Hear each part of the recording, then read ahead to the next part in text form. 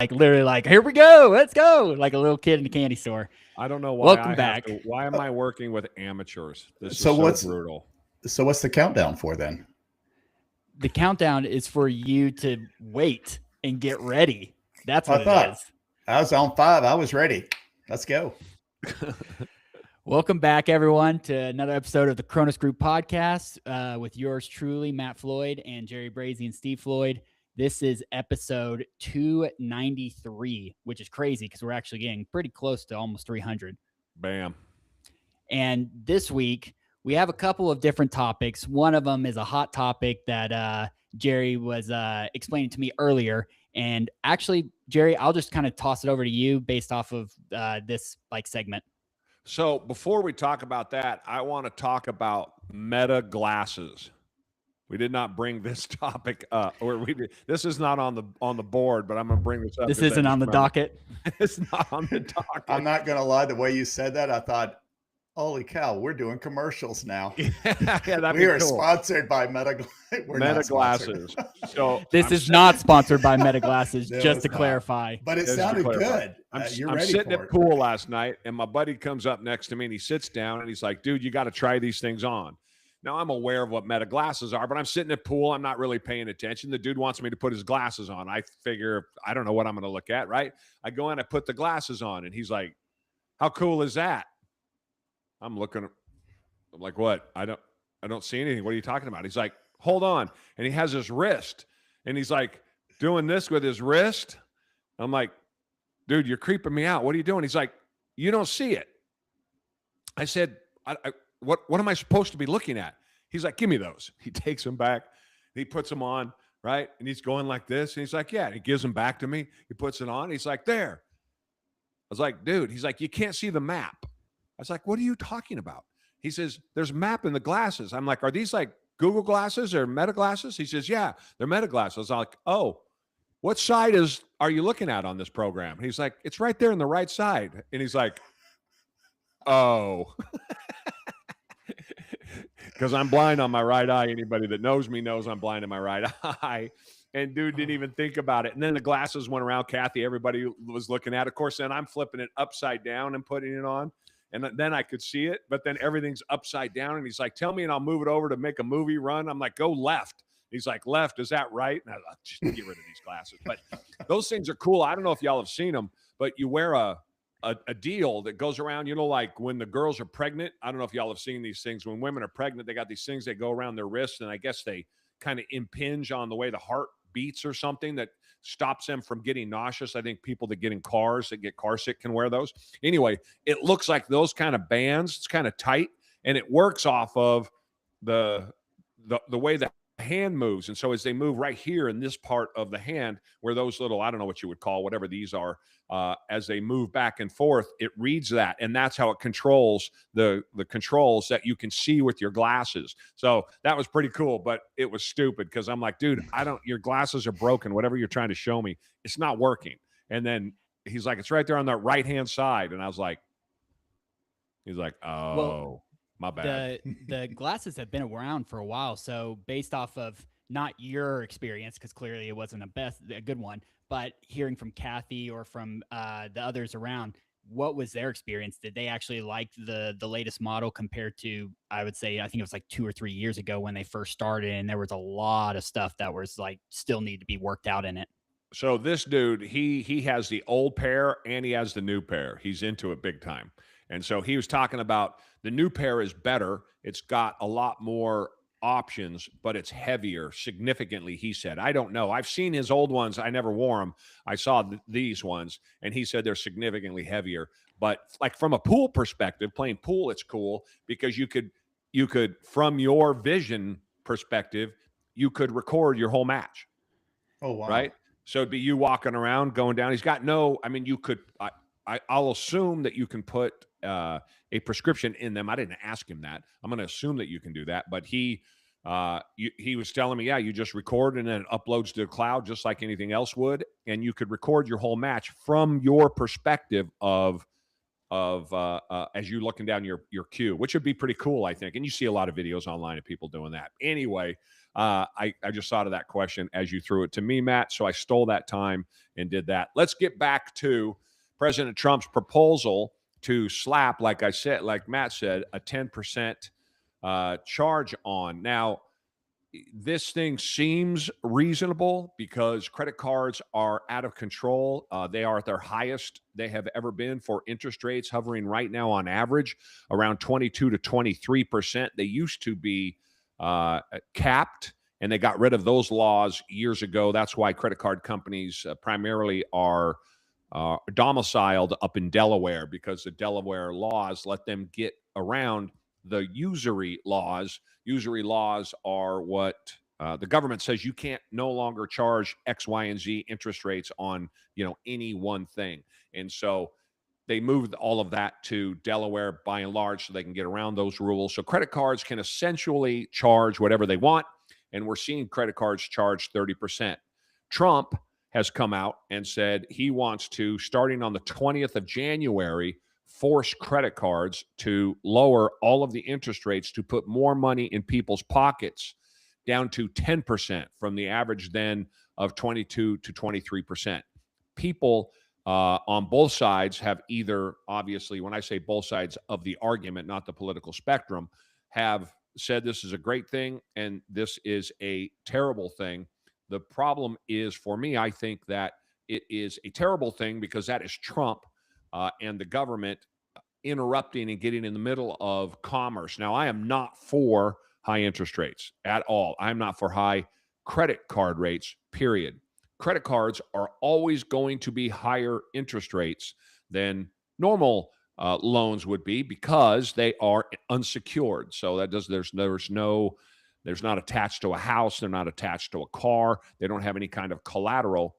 They are unsecured. And so by nature, because they're unsecured, they're always going to be higher. So if you have a house mortgage and you're like, well, Jerry, I'm paying 6%. Why am I paying 22% to credit card companies? You're paying 22% to credit card companies because, unlike your house, the credit card doesn't have anything to attach itself to should you stop paying. There's also then the cost to manage and take care of the credit card. They have to have giveaways and things like that, and sign-up bonuses and all of the kind of things that credit card companies do. None of which, am I a big fan of, because it's hard for me to do this conversation, or have this conversation, because I hate defending banks, because I think that they're all criminal. I think they're all subsidized. I can't defend credit card companies. They're some of the most profitable businesses in the world, and there is a big difference between issuers, Visa, MasterCard, Discovery, and actual banks that then manage the account, put forth the funds, move it back and forth. Credit cards are, for banks, probably the most profitable line of business that they have, somewhere between 10 and 15% margins.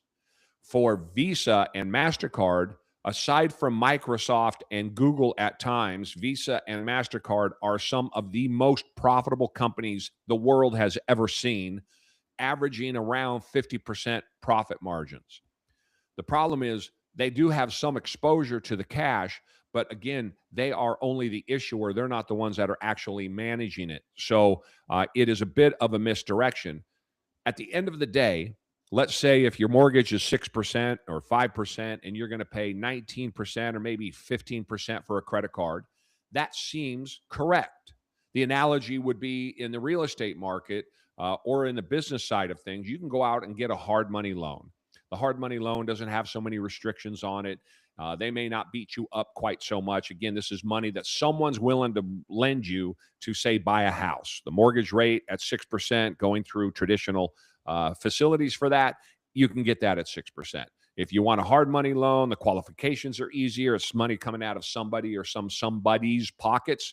They're going to charge you, 2.5 points to make that deal on the front end. You buy a $500,000 house, they're taking 2.5 points added on to the $500,000 that they're going to charge you. Many times they want that money up front, and then they're going to charge you a 10% interest rate. So they're going to get a surcharge for their money. They can, because there's a market for that for people who can't qualify for a mortgage. Again, though, collateral is attached, and typically there always is. So you got to think about credit card rates over and above that. So if somebody's getting 4 or 5 or 6 more points over what you could go through a traditional credit facility. If somebody's getting 6 or 7 more points than that collateralized, you can understand then what an uncollateralized risk there is, hence 17, 18, 19%. So I don't begrudge them charging 17%, 16%, 25% and 30% like where we are now is insane. Just crazy.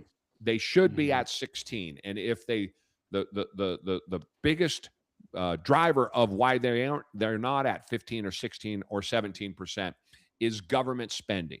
And so Trump and the government has caused this problem because of the deficits they run. If they didn't run deficits, we wouldn't have this problem. We would always pay more for a credit card, as I just described, but we wouldn't have this problem. And so Trump and his deficits have caused this problem, and Biden and his deficits, and Trump before him, and goes all the way back to George Bush and Ronald Reagan. So anytime you have deficits, particularly the size that we have now, the cost of money is infinitely more expensive, and inflation just eats into that. And so now we're seeing 25% credit card rates, and that is what the market is willing to issue the credit card at. Trust me, if there were a competitor that could viably make money at 10%, they would be out there. Now, I say that as that's a truth. Doing that would be very, very difficult because, back to why I hate banks, banks are overregulated, and the big banks are overregulated for a reason. We have many less banks today than we did in 2008 when banks first or during that crisis when everything was too big to fail, and now they're 2-3 times bigger. They have much more control. The more regulated it is, the more difficult it is to move into that market, the better it is, the moat that it builds around the castle that all of the banks have. So having said that, the credit cards need to just run with the market. And if the market was working as it should, i.e. the government is out of the way, then we could have 10% interest rates. But there is no viable business to be had now by issuing credit cards at 10% that are unsecured. Nobody in private business would do that. If you flipped a switch for me right now and said, Jerry, there's no rules, money is no object, go and issue credit cards, I would not be issuing them at 10% because you have high turnover and things of that nature. And the market needs to take hold. It is already a market largely controlled or influenced heavily by the government for the reasons that I just elucidated. And ultimately, what this is what every single government in the history of mankind, going back to the Romans, do, which is when they overspend, the population gets pissed off. Rather than fix the overspending, they go try to do giveaways, and it never works. It took down the Roman Empire. It will take down this empire the same way, because Trump can't just go decide that the interest rates are going to be 10%. As much as we would all like that to be reality, there's no business case for it. So everybody on the low end that uses credit cards to pay their bills because they don't have enough money to do that get hurt, because all of the credit card issuers will pull out all of those funds. What they'll do is what they did like in 2008, 2009 during that crisis, is they send everybody a letter that says, hey, your $25,000 balance is now $20,000. We see things going bad. We're getting in front of things going bad, and we're going to restrict your credit. So you no longer get to use the card. And then you can't qualify at all unless you have medium to good qualifications as opposed to lower end qualifications. So then those people turn to back alley shysters and auto loans and payday loans and things of that nature that have an equally usurious cost attached to them. Usurious meaning high interest rates that are beyond the pale, 30, 40%. So Trump threw that out there. I thought that was worth talking about. I give you my 2 cents worth on it. That's a 25,000 foot view. I certainly can get much more specific than that.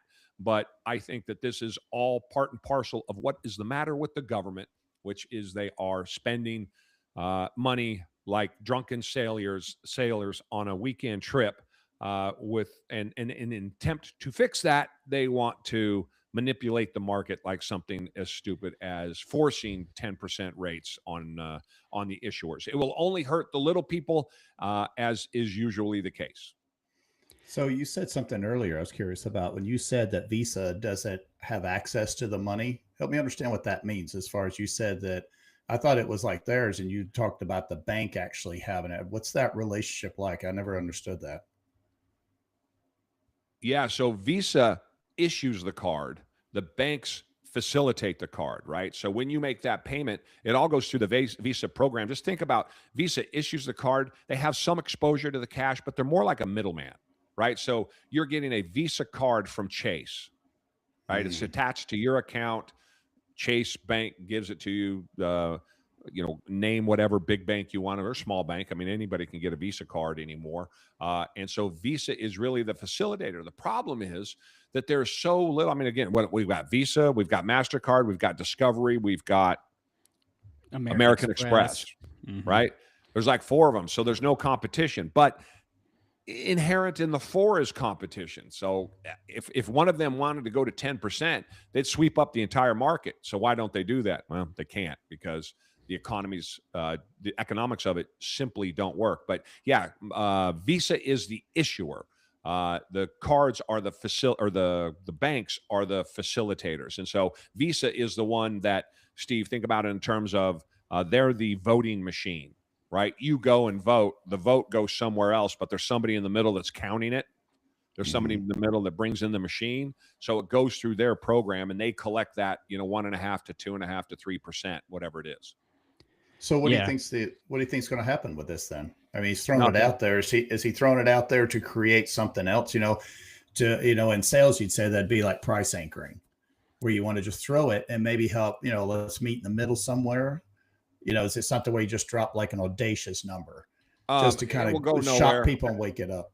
Yeah, I don't think it'll happen. I mean, he says he's going to do it on the 20th. That's in 5 days. I just don't think it'll happen. I think cooler heads will prevail and tell him that, that's just not something that is viable. And you're just going to hurt the very people that you are purporting to want to help. I mean, if you're going to do that, and I'm against this 1,000%, if you're going to do that, though, you'd probably be better off going after something else that will affect people's bottom lines, like, I don't know, cap interest on student debt, which I don't even like that idea because people signed up for it on their own. So there's other things that they could do. Stop spending would be fantastic. Yes, I was about to say that literally is what it comes down to. Is what I'm hearing is people are overspending because they just want stuff rather than actually living within their means, utilizing that money and being able to like save that over time rather than just open up a bunch of credit cards. And I also think, Jerry, I was listening to a point earlier today on another podcast. They were talking about the whole buy now, pay later, which is very interesting model because not all of the buy now, pay laters, the Affirms, the Klarnas, the Afterpays, those companies have been surging in the last few years, especially with like younger generations like Gen Z, because they're able to not have to pay for the full price right at that point, and they don't have to put it on a credit card. And places like Amazon and other like corporations have the checkout to pay in payments rather than pay over time, rather than pay all at once. And it was astounding to hear. I think it was like over 40%, and don't quote me on this, but it was like over 40% of Gen Z generation missed their first payment between November to now, over the Christmas time for gifting and buying gifts for people or buying themselves stuff, whatever that was. That 3-month period, they missed that first payment, and they don't really stress while you're going through that checkout process what those defaults look like, or if you miss a payment, it's all in the fine print, which is why they do it that way. So you can just click up, sign, and it's easy and it's free. And it's like, okay, cool. I can spend less money over time, but you're still spending the same amount. And there's an interest on top of those monthly payments. So you're going to pay back more than what you originally would have bought at a one-time purchase, that now you're doing like a 2, 3, sometimes even 4% on each payment that then pays back that loan theoretically. Yeah, what do you think about that whole situation? Credit cards only make sense if you can pay them off every month. In the truest form, is they only make sense if you can pay them off every month. So if you can't pay them off every month, the money is just very expensive. But that's not possible for a lot of people, and that's the problem. And the reason it's not possible is because our dollar is worth 95% of what it was worth 75 years ago, and the government continues to spend. It's that simple. So, instead of, I saw the other day, somebody did a post, they bought, I think it was a Snicker bar. Now, I don't eat that stuff, so I don't know, but I swear I saw a post, somebody said it was like $2.25 to buy a candy bar. And I thought, good God, if that's true, maybe it's the extra size one, I don't know. But it wouldn't make sense. I used to buy those things for a quarter. I'm 57 years. I just turned 57. When I was a kid, a candy bar was a quarter.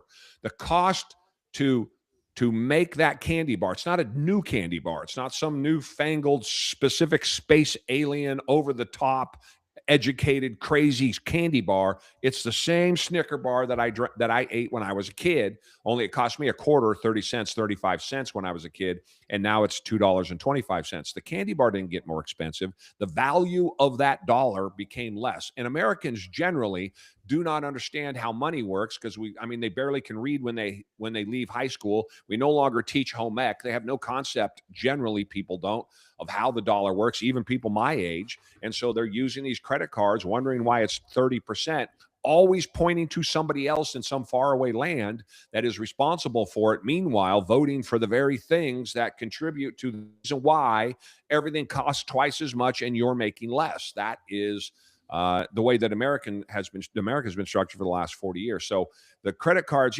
Visa, and just to answer Steve's point thoroughly, Visa is just the connection. It's the rails on the train, if you will, Steve.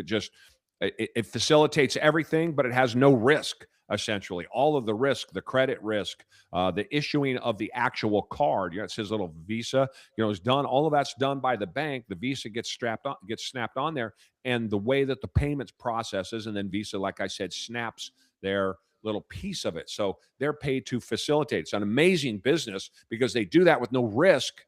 The banks bear all of the risk on the credit side. Visa's got a little tiny bit, but it's nothing compared to what the banks do. So, yes, people are going to miss their payments. 25% is crazy.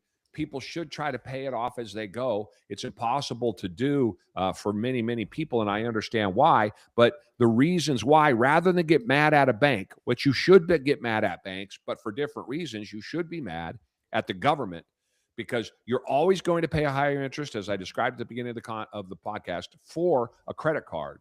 But this extra 10 points, give or take, that we're getting charged is almost entirely on that $40 trillion, $38 trillion debt, multi-trillion-dollar deficits that we're running year in and year out. The 2-odd million people that work for the federal government and the largesse, the Minnesota type theft, the multiple billions of money being stolen by every state in the union across the country, worse in some states, better in others. If we just, I read something the other day, if we got rid of what we believe the federal graft to be, the stealing and the inner working at the federal level, it's somewhere around $500 to $600 billion, which just so happens to be the total tax bill paid by anybody that makes less than $200,000. So why everyone that could hear my voice doesn't jump up and down about paying taxes? Because most everyone who's going to be listening to this is going to make less than $200,000 a year. Just know that if we cut out all of the theft that your elected representatives allow to happen on a daily basis and benefit from, this is just the number we assume. I think the number is $1.5 trillion. And that's at the federal level. Forget the state level. So that's going to be a whole nother number. But imagine if it was 500 billion, y'all would stop paying taxes because they would find what you pay in the money that gets stolen on a yearly basis. That's not over the course of 10 years. They say that Minnesota's out out $9 billion over 10 years. This is every single year. So when you want to start complaining and whining about why credit cards are so expensive, that is why. And that's another reason why it's misdirection on Trump's part to say lower the fees. You can't just do that. And the market, the capitalism that we operate under, that's not how it operates. And it's never worked. Price controls have never worked in any country, in any era, at any time, under any leader ever. And they won't work this time. Yeah, that is something how that, Yeah, I didn't realize that relationship between them was like that, that they only got that piece of it. But it's interesting, they bear little of the risk as well. So it is quite a Yeah, none of fascinating it. None of model. the risk really. They have some expense, but very little of the risk. That's right. It's a Yeah. beautiful business from their perspective. Oh, absolutely. Absolutely. I never even Yeah. realized that was new to me to even know that that exists like that. That's crazy. Mm-hmm. So, Yeah. Jerry, I'm catching up on all this and reading as you're actually talking about this, which is great because it's educating me.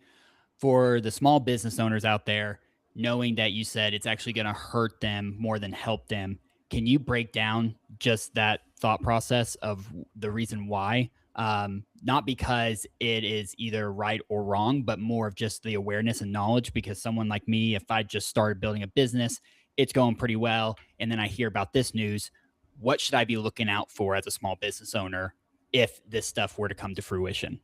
So, exactly what I said costs everybody, regardless of who you are and where you are. So, if you are on the absolute bottom end and you're making $20,000 a year, these interest rates cost you the same way as they cost a guy making $10 million a year.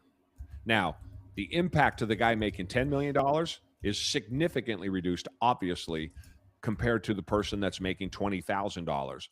But the person making $20,000 typically will blame the person making $10 million instead of blaming the person who's really responsible, which is the government. So I want to make that clear. Everybody is affected by this. It's just those with more money tolerate it better. But a business owner has the same complaint that the person making $20,000 a year does, which is that they're paying higher interest. Now, there's some benefit to them. They get to write it off. But still, I'd rather have my profit and pay taxes on my profit than have an interest rate write-off. So if that interest rate is 15%, my company does better. If that interest rate is 25%, my company does worse. Now, also that there will be people who will argue don't use interest rates, don't do credit cards. That's all BS. You can't listen to that Dave Ramsey program doesn't work on the business side for anybody, especially early stage companies that are trying to grow.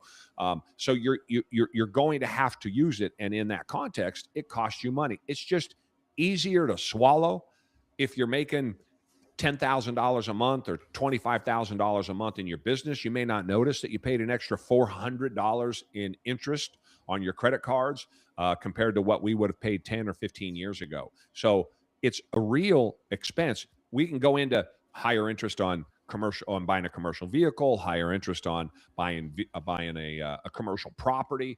That's 100%. All of that is true. Higher interest in financing your receivables, higher interest in paying your payables, higher interest in making your payroll. If you're using a line of credit to make your payroll, which then you pay off every month, you're still paying higher interest across the board for everything. So it hits the business owner where it hurts even more. And if you are a suffering business owner that's just trying to get through, it can be a significant amount. But this is my warning to business owners. It's easy to ignore those kind of fees and not get all pissed off about them because you want to get out there and find other places to make money. But it's worth paying attention to how much your total cost is for the higher interest rates. And the best example of this is anybody that bought a house over the last 4 years, understands that you're paying 7% or 6% versus, your neighbor or your friend or your parents who have a 2.5%, 3.5% interest rate. And for the same house, the payment is $1,500 more a month. Well, if you're making 50 grand a year, that makes the house unbearable, right? You can't afford it. But if you're making 50 grand a year and the interest rate is 2.5%, 3%, all of a sudden you can afford it. So no matter where you are in the economic scale, interest rates affect you across the board, either through the business that has to bear them, but a business doesn't bear them. A business takes it and passes it on to you, the consumer. So you're paying for it with a credit card. So if you're a consumer, you're paying a higher price for something with a credit card where the interest on that payment that you just paid a higher price for because of interest rates are chalked onto that card. So, you could look at it and say, I'm just getting hit coming and going. And again, it's all the cost and the reason why we deal with it is because of the government. So business owners at least can expense that out, but And sometimes our heads get caught between, I'd rather expense it. That's good. It doesn't really hurt me as much. No. You'd rather have the money. You'd rather pay the taxes and have the cash sitting in your hand than having paid it off to somebody in interest, where you get to write that interest off, but it's not as good as having cash. The cold hard cash. That makes sense. So if that did pass like that, where they made the restrictions, then they're going to have to find a way to make their money somewhere. So would it make it harder to get credit, especially like a small business starting up? As far as that, would it make it harder for them if say hypothetically this went through? Would they get more selective in who they gave it to? I mean, like maybe, there's certain financial demographics, like, we're only getting 10% on this, and you're just too high of a risk to even issue to anymore. Well, you think about if you're a bank and you're making it your highest margin piece of business. And again, I think it's probably 10 to 15%, somewhere in there. Let's make the assumption, we'll use the high end number, 15%. So a bank is making 15% on that credit card. If you go and take the rate from 25% to 10%, right? What's that? That's a 65% drop, whatever that math is, right? They don't have 65%.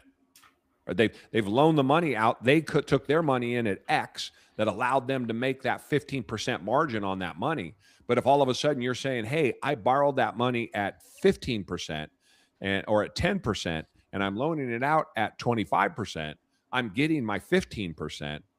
Now you want to lower the cost of those funds, or what I can charge for those funds, to 10%, which is essentially what I borrowed the money at before fees and before all of the things that you have to pay to, management and infrastructure. And again, here you have me defending banks, which really pisses me off, Steve. But, before all of those, before the giveaways and the givebacks that you have to entice people in, before you all do all of those things, all of a sudden your business is gone. You just can't, so now it becomes an underwater business. So what do? You stop giving it to the lowest end, and you make sure you're going to get paid back. So people who can qualify for a 10% loan, but here's the rub. People who can qualify for a loan at 10%, they're paying their credit cards every month. They got great credit. They're making money, and they're probably getting their money somewhere else. They're not getting it from a credit card, right? Mm-hmm. So you're going to hurt. You're going to hurt the vast majority of the folks by doing that, which is exactly what Trump wants to do. But this is what everyone does in power when the government's overspent. This is nothing new, and I don't think they'll do it. I don't see the banks will be freaking out, and which I'm fine with because I hate the banks. But this one's stupid. Yeah, this isn't a Gulf of Mexico. Let me change the name to Gulf of America. Right. So it's not that easy of a switch. Right. If he wanted to affect credit card rates, he should go shut down one of the 465 departments the federal government has and lay off half the employees they don't need. We just had a shutdown last month or last year, late last year, of what was it, 45 days or 50 days? I don't know. Did y'all's lives change at all when no one came to work for 40 days?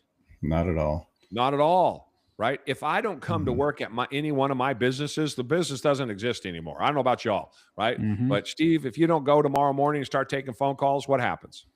Yep. Right. Bills don't get paid.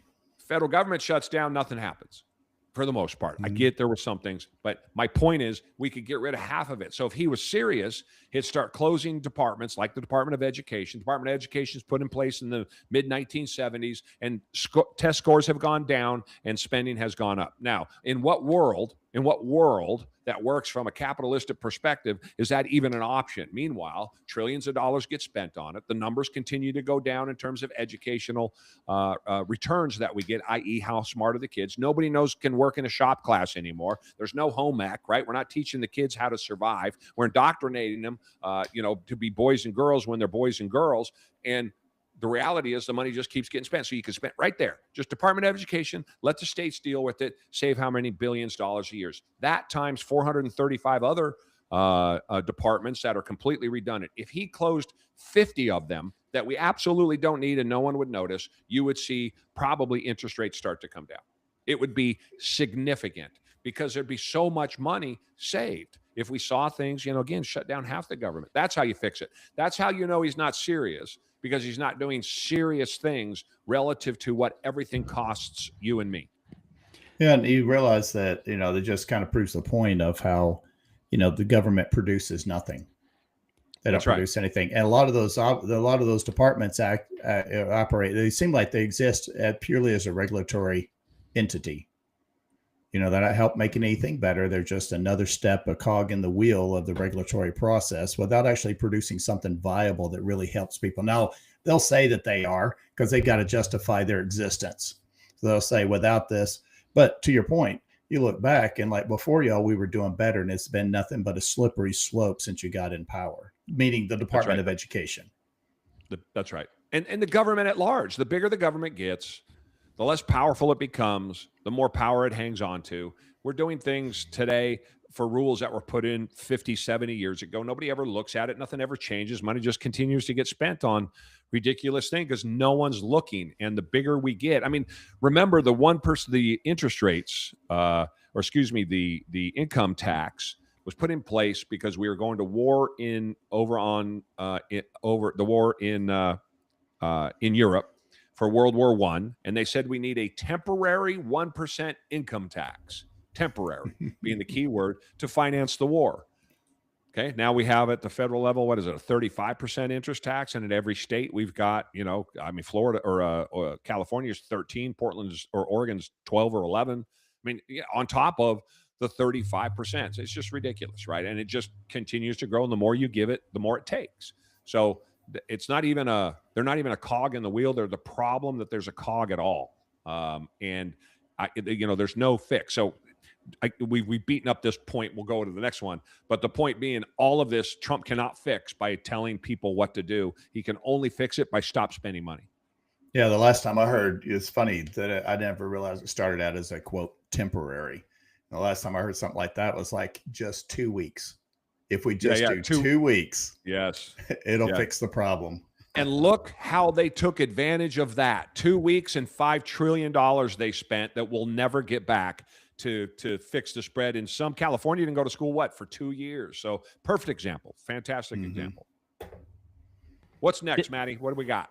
Yeah, I was about to transition over, but I think to your end point, I was thinking about how Trump could save us by thinning the herd, so to speak, within the departments, or to businesses that don't know they're actually losing money here and there and not making as much money, or there's a bottom line that's like 5 or 10% that they could be saving that they're not paying attention to right now. So Trump is almost taking it from the perspective of, hey, here's the 10,000 foot view problem. I'm going to approach it at the 10,000 foot view rather than actually getting into the weeds of the business and then realizing, oh, there's 5% here that I could actually be saving, and I'm actually spending on it, and I'm actually spending more and making less back here. So maybe I should just trim this out or figure out what's an easier process. So I think Trump needs to actually get into the books, into the departments, and figure out what's working, what's not working, just like a business owner would with their own business. I've always said, and Trump is probably the most pro-cut expense president ever that I've seen for sure. There are a lot of things that he is doing economically that I agree with and that I like, but none of it is serious, right? And so the world is full of us arguing about things that don't matter, tranny rights and all these other things. Meanwhile, the governments, both federal and local, are stealing from us. So what we're arguing about right and left and Republican and Democrat. Meanwhile, the Republicans and the Democrats are reaching into our pocket and stealing from us every month because the only thing that matters is that deficit. We certainly don't get our money's worth out of it. 25 years ago, in 2000, in the state of Oregon, I have these numbers right off the top of my head, the average spend per person was $4,400. That's how much money, how many billions of dollars they brought in. It was something along the lines of $15 or $20 billion. It's now $60 billion. They've had about 800,000 new people. They're spending somewhere around $15,000 to $18,000 per person. Now, there's been no new roads built in Portland, in Oregon, and the same problems down here where I live in Tennessee. It's just not as extreme. So they're just stealing from us left and right, and stealing, in my terminology is if something exists that doesn't need to be there and you're using my money to pay for it, then you're stealing from me. And here's the misnomer. Here's what I want people to hear about the government. Business is hard. Being an entrepreneur is hard. We have the Kronos Group because business is hard. And we want to help people facilitate and manage their business based on 25 years of experience and hundreds of millions of dollars running businesses. The hardest thing to do in business, by none, 1,000%, is selling something profitably, i.e., bringing in money. That is by far the hardest thing to do. If I didn't have to do that, and all I had to do was run the operations with no concern about where money comes from, every business owner would be a cajillionaire, and it would be the easiest thing in the world. That is, I'm not saying running operations is easy. In fact, running operations is very, very difficult. But without the cash to finance the operations, there are no operations. And so you have to do something that's difficult, and then you have to go do something that's even more difficult, which is bring in the revenue. This is for ostensibly any business at all. The government doesn't have to do that. All the government has to do is point a gun at your head and say, send me my money. And so it wasn't until after the Fed Reserve was put in place, in fact, we used to pay our taxes. But then the government, beginning and again in the 20s, came up with the bright idea that, hey, we're going to, actually, I think it was in the 30s, we're going to make this easy on everybody. We're going to take that 1% income tax, which is now 3 or 4% income tax, and we're going to take it out of your check. So we're going to make it easy on you. That way you don't have to pay taxes at the end of the year. This way, we'll get the money from you right now. And then what happened? It just continued to run and run and run. The government can do that. So they can just decide we're going to get this much money. And all of us go along because they have a gun. They point it at our head and we pay them the money. That's the easiest thing in the world to run a business where you don't have to worry about income. So anytime you guys hear somebody in the government say, this is complicated, they are lying. You think it's complicated because they say it's complicated. But I promise you that there is very, very little about what the government does is complicated. There are complicated things in the government that have to be done, but very little of it is complicated if you break it down to, is it needed and does it make money? Because you don't have to worry about financing the loss that it brings in. If you attach the loss to all of those things, life would be infinitely better for all of us because it would all blow up and disappear in the wind, and most of it would be gone. You'd figure out you need the legal system, not the one we have currently, a legal system, right? You need checks and balances. You need public safety, contract enforcement. You need defense. There's 3-4 things, tops. That's it that you need. But because we have 400,000 things, 500 million things, none of us have any money because the government is stealing it all, and we're paying $3 for a candy bar. Yeah, and the complexity is just to keep us from even trying to figure it out.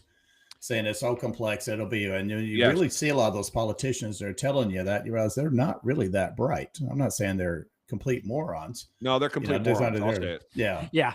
But I mean, as far as their thinking, but they're not really smarter. They just know how to make it more. They'll say it's more complicated, looking down on general population, like we really couldn't figure it out. And thank God they're there for us to keep us from just going under.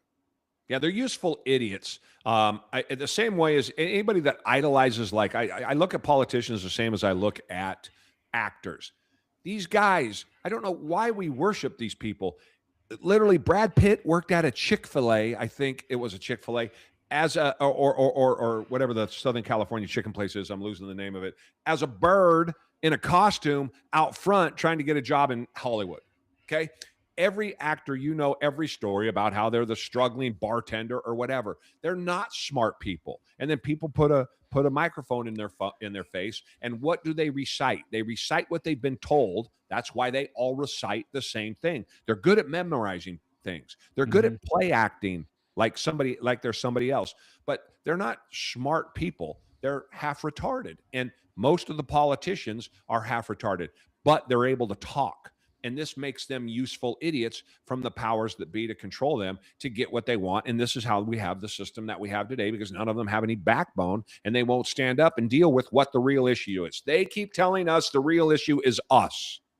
The real issue is my skin color. The real issue is who I sleep with. The real issue is the illegal immigrants and how mean we are to the rapists and the child molesters and the women beaters and the murderers and all of these people that are being led in the country that they're chasing down. We're the bad guys, and the government's bad for doing that. And if you don't think the government's bad for doing that, then you're bad, and you two need to fight. This group over here that thinks that, and this group thinks over that, because why you guys are doing that? In the background. Mm-hmm. Yep. So they're magicians. Misdirection. I was about to say, yeah. It was about, if you see, what's that? Now You See Me. That's what I think of. That's right. There's a big curtain behind them, and they're all the talking heads right in front, getting all the attention of the audience without a shadow of a doubt. Everything's just highway robbery behind them. And they're just. It's Now You See Me at like a Star Wars, Star Trek, epic, oversized, massive Marvel universe, multiple dimension and size. The last Avengers war scene, dude. Like wherever them people went, it's bigger than that. I love it. I think to kind of pivot from that, not too far in a different direction, but I wanted to kind of talk through a few good points that I was listening to editing actually the last podcast that you did, Jerry, with Danny Brissell. And he was talking a lot about conversations and the art of conversation for business owners that don't quite understand the power of storytelling, the power of utilizing public speaking, getting their story out there and harnessing it for growth of their business. They just see everything as like, oh, throw up a social media post, or, oh, I just don't want to talk about this thing. I want to talk about this, but it's not applicable to the business.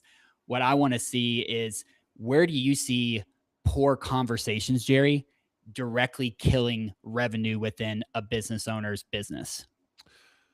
I think that conversation, here's where I see conversation dying many times, is in writing, right? So, we all know that if we see that M dash in anything written down, that little dash mark, we know that it was probably written by AI, as an example. So I think that just like I believe that texting and video games are ruining people's chances to find more success out in the real world. And I encourage my kids to get out more, and I encourage everybody else to get out more, because you have to learn to have conversations. You got to learn to be able to talk to people. And when you do that, you want to be able to tell a good story. And that's where, if you can be a door-to-door salesman selling encyclopedias or whatever, I've always said this, anybody that listens to me knows I say this, that if you can do that, if you can make a living getting 99 doors slammed in your face and then make one sale, and you can make a living doing that every single day,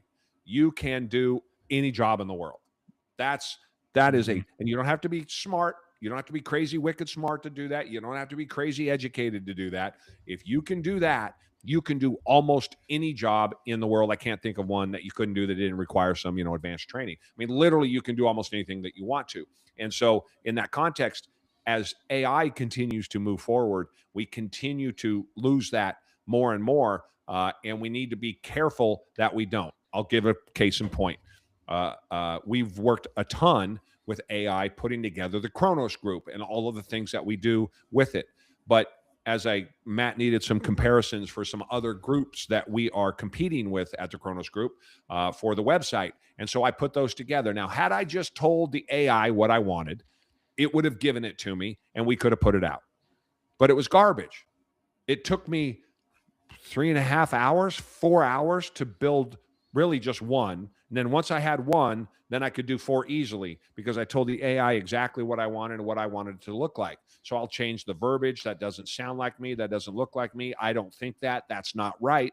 And you go through and you redo it. And no, we need to find some research about this. And that's too nice. You're not being negative enough. That's too negative. You got to be more positive. Go find me data on this. And then you put it all together and you put it out. It took me hours, 3, 4, 5 hours I spent to send Matt what turned out to be 5 documents, but it really was 1 document, so that it was right. And then the value comes from the time I get to save not having to do all the other ones. We had to compare ourselves to 4 different, for the website, to 4 different competitors.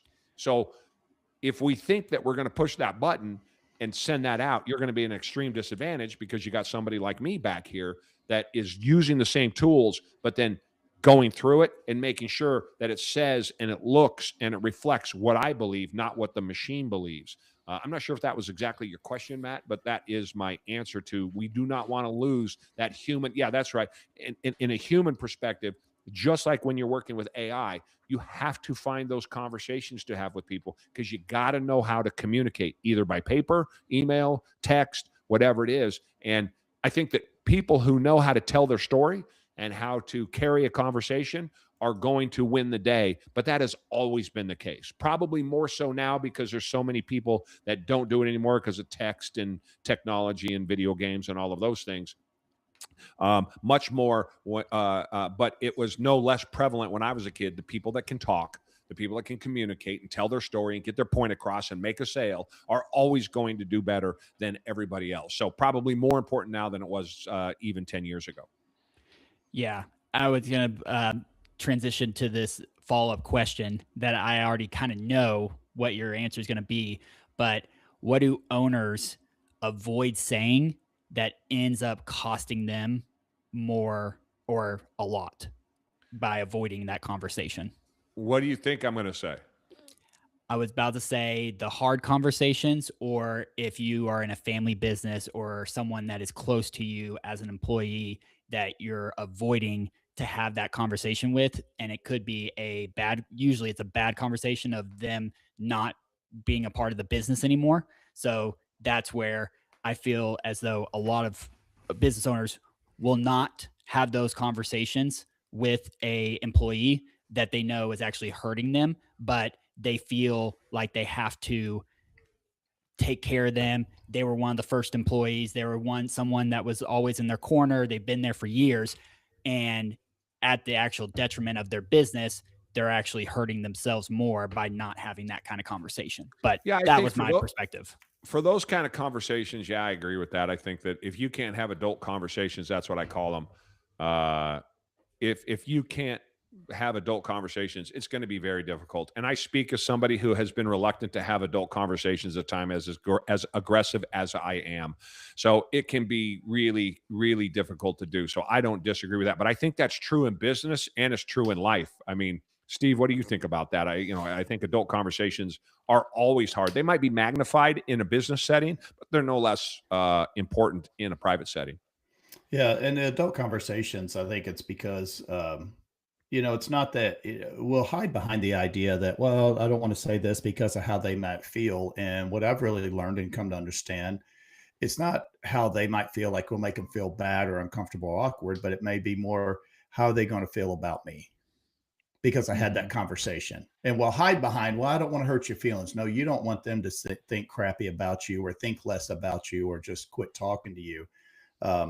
And so that's why I was wondered, something I'd come across is it seems like in business, especially in small business where you have a lot more, the owner interacting with either customers or their own employees, it seems like it's easier to lose $10,000 than to have a 10-minute awkward, hard conversation. It just seems like it's a lot easier to do that. And I guess since we're on that topic of that, Jerry, what would be what's the most expensive bad conversation you had or didn't have? I know that's kind of the spur of the moment. There's many. That's a good one. I'll just pick one without trying to think through. There was a time when I didn't avoid it. I just didn't get around to having it. And it cost me, I don't know, $125,000. Ooh. Yeah. Okay. So when you say you didn't avoid it, you just didn't get around to that. Isn't that correct way of phrasing that? Correct. Avoided it. I mean, and I could sit here and say that I didn't realize that it was going to cost me that much money, which I didn't. So I could use that as, that's my excuse for losing $125,000.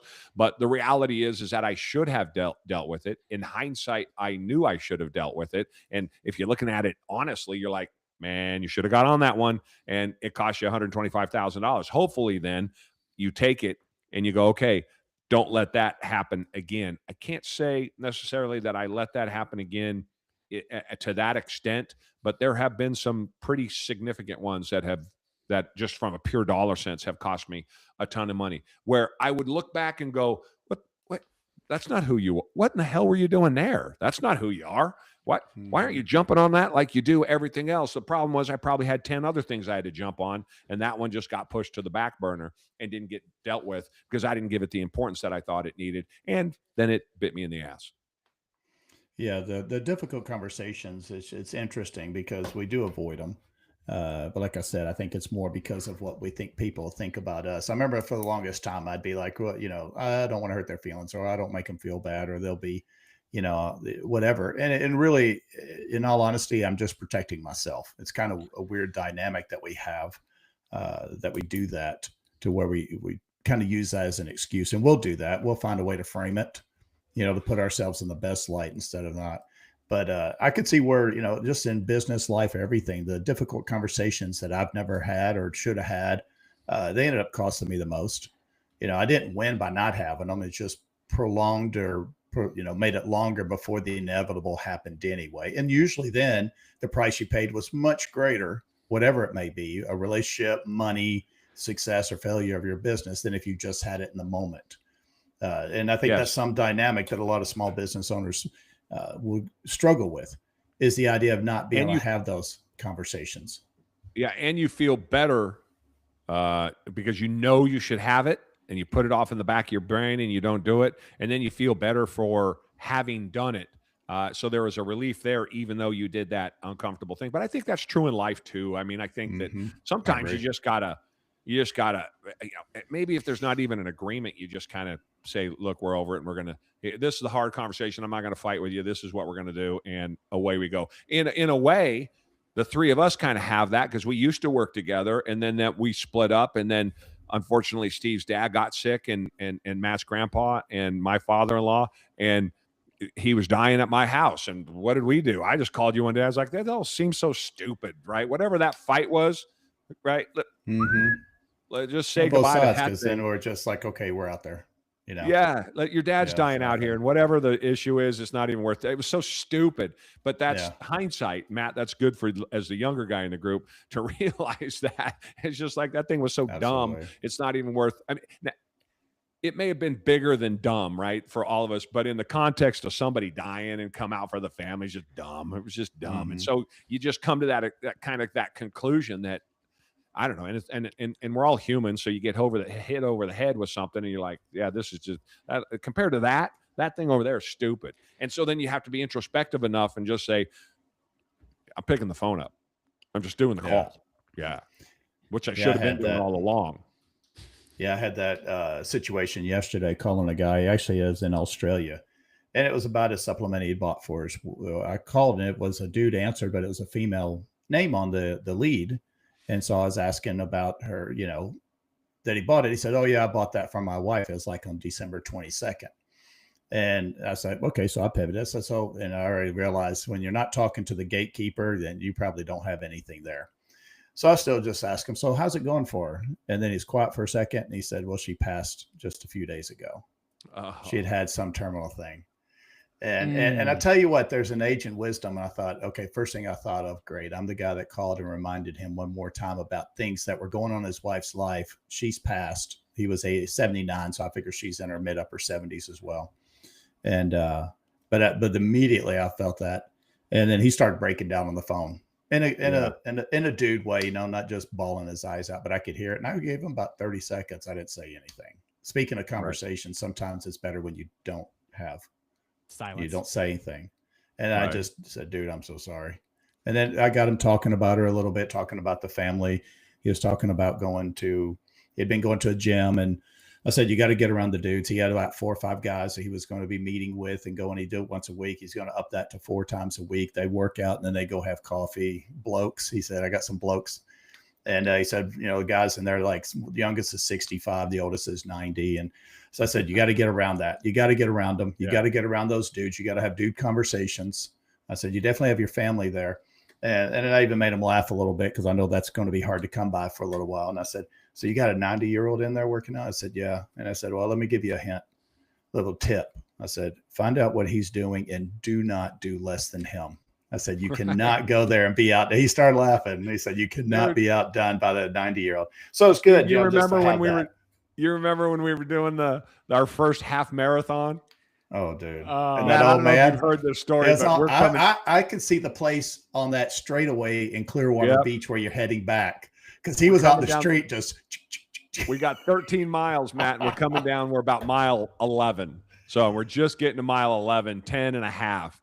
And Steve-O he's not been with me in full spirit since about mile 8 or 9. We started losing him, and we got to this is our first one ever. We got to mile 10 or 11, and we're at the pack, and I'm telling Steve, let's go to the third light pole, and then we're going to stop. But you can make the third light pole. And okay, and Steve goes.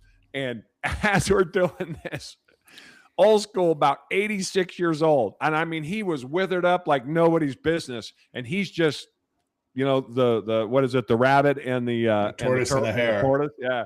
And this old boy, and he, as he goes by us, Matt, he's encouraging us to keep going. It's almost like a backhand comment at that point. Dude, and we were almost half his age.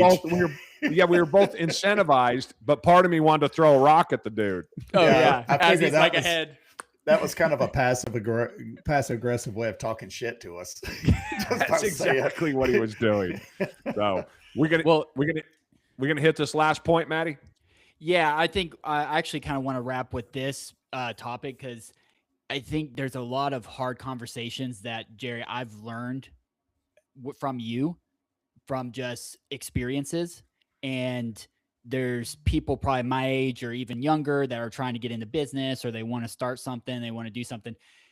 It's a matter of just being consistent and going through the hard conversations, the hard work, and just keep going no matter the cost, because that's where you find that each time you do that, it just gets easier.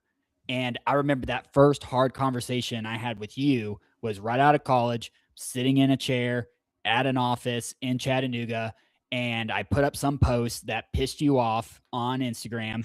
And here comes Jerry Brazy calling my phone. And I really haven't spoke to you before that time. And I remember seeing that name pop up. I mean, you to be fair, you knew who I was. We'd spent all kinds of time together, vacations and stuff over all the years, but not in the context of what you were about to get hit with. Yes. And it wasn't a hard conversation on my side. It was a matter of hearing a adult conversation, even if I was an adult, quote unquote, in college. I'm still a kid at that point. In my head, I'm like, oh, I'm a full grown man. I can make my own decisions. No, I don't have shit figured out. So this is that moment when it hits me and you have that conversation with me and you're like, what, you filled out 3 applications. No one's wanted to hire you and you only filled out 3 applications. At that point, fast forward 8-9 years in the future, and I'm in New York City. And I remember sitting there working the first month in New York at VaynerMedia with Gary Vaynerchuk and that whole team. Never been to New York City, moved there on a whim, found roommates off of Craigslist. Somehow I still survived, and they actually ended up being okay people. And I remember that first month, I wasn't making any money. It was an internship to figure out if I was actually going to get the job based off of the amount of work and how well I was performing in that current job. And I remember standing, it was like 8-9 o'clock at night. And I remember walking into a phone booth, and in my head, I can't pay rent that month because I have literally no money. Spend it on flight and everything. And so I call up Steve. I call up like my friends and stuff. And they're just like, oh, like you'll get through it. And I remember I was like, I have to call Jerry. This is going to suck. Because rewind, the last conversation I had with you was us parting. And that was, at the moment, one of the scariest moments of my life at that time, was having that conversation, knowing that prior to that, we ended on a bad note. So now I'm trying to potentially ask for money from someone that I left. And that showed me the power of just having the conversation and asking questions, and just, even if it's like a dumb thing, you could have laughed me. You could have laughed at me and said, no, I'm not going to help you. Okay, cool. But that would have still given me a sense of accomplishment to call you up after our last experience. And you actually said the opposite. You were very proud of me, and you said you're going for it. You burnt the ships. You're trying this out. I'm happy to help you. And ever since those moments, every conversation I have on a day in, day out basis, even with coworkers, jobs, any places like that, those conversations are not that hard. And it's because we make it hard in our own head because of Steve's point earlier. We are assuming this is how they're going to perceive me. So I won't have that conversation because I don't want them to think this way about me, whether it be good or bad, mostly bad. And I've gotten to the point now where I don't even, there's no BS conversations anymore. It's just real conversations for me. And some people admire that and they're like, hey, great, this person will get stuff done. Other people are like, that guy's a dick. I'm not going to talk to him. He's always just too straightforward. And he's always like, go, go, go. And this, well, that's where I'm at in life. And I've seen successful people like you, Jerry, have those kind of conversations and the success that you continue to do having those conversations. So it'd be different if I saw a track record of someone who I was looking up to that just kept stumbling, kept falling, and they were saying, hey, have those hard conversations, talk straight to people, do people right, and keep doing your thing no matter like what people say. But you were telling me that information based off of the success you continue to have. And so for entrepreneurs out there that are worried about that conversation with an employee, with a spouse, with their kids, like there's a level of conversation that you need to bring to each of those different people, but you can still be honest. You can still be straightforward. And they actually respect you more for the honesty than you were to beat around the bush and be passive aggressive. I've had more people tell me that they're like, I'm glad you told me this directly. And I actually give you credit for giving to me straight, even if I don't agree with you. That I like that you were just straightforward with me. Yeah, and we work it up in our heads, don't we? That it's going to be way worse than what it actually is, and the conversation's going to suck, and all the rest of those things. Yeah, it's funny how human nature, and it doesn't matter whatever level that you're at. I think at some point you get used to having those. You get, they get easier, I suppose, but they never get easy. Mm-hmm. I think a big part of it is that after you do it enough times, because I was thinking that as you were saying that, I know it's gotten easier for me, and I come from a very pleaser mentality with people. So you want everybody to kind of be happy with you and like you and stuff. But when you realize when you have those harder, more difficult, and of course that's all relative, but still for most people, it's hard and difficult. It's the idea that I've done it enough times. I see the value that's produced out of it. I see the results. And so in my head now, I'm able to frame it more that I know if I have this conversation, it'll create a result, hopefully for both of us, because usually if I'm having it's because somehow I'm affected as well. And you kind of get, to your point, Jerry, it gets easier. It's never easy, but it gets easier, especially if you look at the big picture of what it's going to solve, what it's going to do, as far as to help the situation. Because most time you're having difficult situations conversations to resolve a situation that's not in the best shape it is, whether it's a business or personal relationship. But as you see the value and how it produces, what the result it is of it, I think it's not that you get anxious for it, but you sure don't shy away from it as much because you want that result, and you've had enough that we got to have this result. And if we don't have this conversation, we're not getting the result. And so I think when you get more driven on the outcome as far as the situation and not the personal side of it, I think it does make it easier to want to engage in those conversations, even if the conversation itself, isn't always easy. Mm-hmm. There's a point where there's many times I've had conversations with people and I almost start to look at finding conversations with people that I know wouldn't agree with me. And it sounds crazy because people are like, why would you want to talk to those people? Well, because they have a totally different perspective. And every time I have a conversation with someone who's able to give back the same value that I'm giving back on the hard conversation level and just having adult conversation, even if I don't agree with them, I'm getting it. And so I'm leveling up my knowledge on just the art of conversations because it's like the art of debating. And in today's world, we can't debate about anything.